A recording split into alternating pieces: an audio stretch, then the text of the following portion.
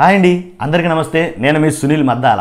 ఒక breaking news అయితే కనుక మీ ముందు తీసుకురావాలనుకున్నానండి. ఏంటంటే వాలంటీర్లు, ఆంధ్రప్రదేశ్ రాష్ట్రంలో ఉండే వాలంటీర్లు వాళ్ళకు కొన్ని కీలక ఆదేశాలు ఇవ్వడం జరిగింది. ఎవరిచ్చారంటే కనుక సిర్ఫ్ అనే సంస్థ వాలంటీర్లు కొన్ని కీలక ఆదేశాలు ఇచ్చింది. అంటే కొంతమంది తెలుసు, కొంతమంది తెలియదు. అందు గురించి కొంచెం జనరల్ ఇన్ఫర్మేషన్ ఉన్న వీడియో కాబట్టి మీకు షేర్ చేయాలనే ఉద్దేశంతో ఈ వీడియో చేస్తాను. ఏంటంటే కనుక ఏప్రిల్ మే నెల పింఛన్ల పంపిణీకి వాలంటీర్లు ఆథరైజేషన్ పత్రాలు తీసుకోవాలని గ్రామీణ పేదరిక నిర్మూలన సంస్థ సర్క్యులర్ జారీ చేసింది. యాక్చువల్గా ఇది బిఫోర్ వచ్చిన సర్క్యులర్.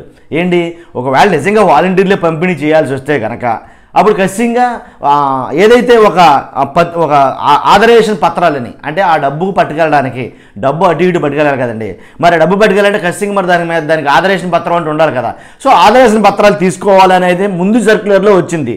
ఏమని, అమరావతి ఏప్రిల్ మే నెల పింఛన్లకి వాలంటీర్లు ఆథరైజేషన్ పత్రాలు తీసుకోవాలని గ్రామీణ పేదరిక నిర్మూలన సంస్థ సిర్ఫ్ సర్క్యులర్ జారీ చేసింది.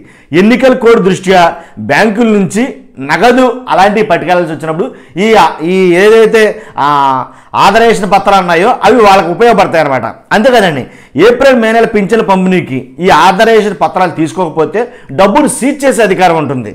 కాబట్టి గ్రామాల్లోకి వెళ్ళే వాళ్ళు, అలాగే పట్టణాల్లో ఇచ్చేవాళ్ళు 100% ఇవి తీసుకోవాలని ముందు సర్క్యులర్లో ఇవ్వడం జరిగింది.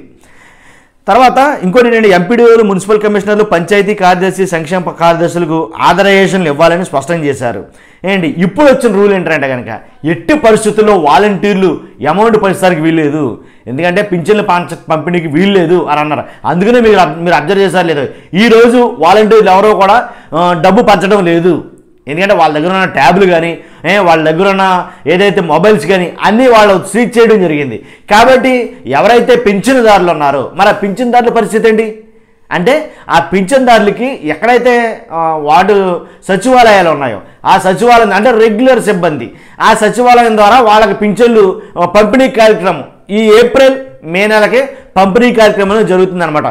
ఇదంతా ఎందుకు జరిగింది అంటే కనుక, అంటే ఏదైతే జగన్మోహన్ రెడ్డి గారు ప్రవేశపెట్టినటువంటి పథకాలతోటి ఏంటి ఈ ఎలక్షన్ కూడా అమల్లో ఉంది కాబట్టి, అంటే ఈ వాలంటీర్లు వెళ్ళి ఈ పింఛన్ ఇస్తూ జగన్మోహన్ రెడ్డి గారి గవర్నమెంట్ గురించి అనౌన్స్మెంట్ ప్రచారం చేస్తారేమో అని, లేదా వాళ్ళని ఏమన్నా బ్లాక్మెయిల్ చేస్తారేమో అని, మీకు ఈ పింఛన్ రాకపోతే కనుక ఎట్టి పరిస్థితుల్లో ఈ పింఛన్ కావాలంటే కనుక ఎట్టి పరిస్థితుల్లో మీరు జగన్మోహన్ రెడ్డి గారి ప్రభుత్వానికి ఓటేయాలి అని చెప్తారేమో అని, లేదు ఈ పింఛనీలు మీకు రావాలంటే కనుక మీరు ఓటేయకపోతే పింఛని ఎవరెవరు ఓటేయట్లేదో మాకు తెలుస్తుంది కాబట్టి వాళ్ళని మేము వాళ్ళకి వాళ్ళని మేము పింఛన్లు కట్ చేస్తాం, ఇలాగ ఇతర కారణాలు ఏమైనా ఉంటాయేమో అని ముందుగానే ఆలోచించి ఎలక్షన్ కమిషన్ ఏదైతే ఎలక్షన్ కమిషన్ ఉందో ఆ ఎలక్షన్ కమిషన్ ఎలాంటి చర్యలు అయితే కనుక తీసుకోవడం జరిగింది.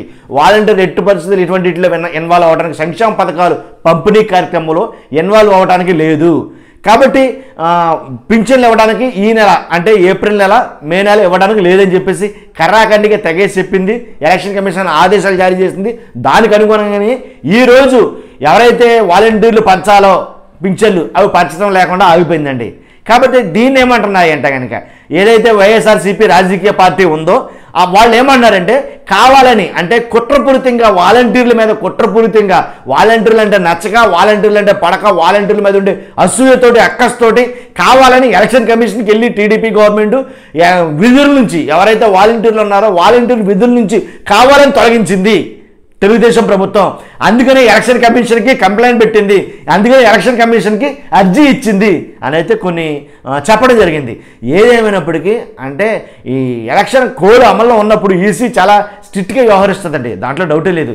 వీళ్ళ అర్జీ ఇచ్చినా ఇవ్వకపోయినా, వీళ్ళు అప్లై చేసినా చేయకపోయినా, టీడీపీ వాళ్ళు చెప్పినా చెప్పకపోయినా కొన్ని నిర్ణయాలు అయితే దానికి అనుగుణంగా దాని అంతటా అదే తీసుకునే అధికారం ఎలక్షన్ కమిషన్కి ఉంటుంది. అలాంటి అధికారాలను వాడే ఈరోజు వార్డు వాలంటీర్లు కానీ, సచివాలయ వాలంటీర్లు ఎవరైతే ఉన్నారో పింఛన్ ఏదైతే ఇవ్వాలో ఇవాళ పింఛన్ కార్యక్రమం, ఆ పింఛన్ కార్యక్రమం నుంచి ఆ విధుల నుంచి వాళ్ళు తొలగించారు.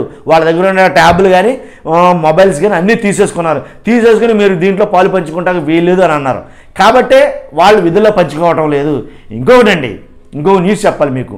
ఏదైతే పశ్చిమ గోదావరి జిల్లా ఉందో, పశ్చిమ గోదావరి జిల్లాలో ఉండే భీమవరం ఉందో, భీమవరంలో 140 మంది వార్డు వాలంటీర్లు 140 మంది మూకుమ్మడిగా రాజీనామాలు చేశారండి. ఏంట్రా కారణం అంటే కనుక, ఆల్రెడీ మీరు చాలామంది న్యూస్ చూసే ఉంటారు. పత్రికల్లో వచ్చింది. కాదు ఏంట్రా కారణం అంటే కనుక అక్కడ జనసేన టీడీపీ మమ్మల్ని బాగా టార్గెట్ చేస్తున్నారు అని అయితే అంటున్నారు. అయితే టార్గెట్ చేస్తున్నారంటే వాస్తవంగా ఏంటంటే ప్రచారాలు చేయొద్దని చెప్పేసి వాళ్ళ మీద కొంచెం ఒత్తిడి తీసుకురావడం విదితమే.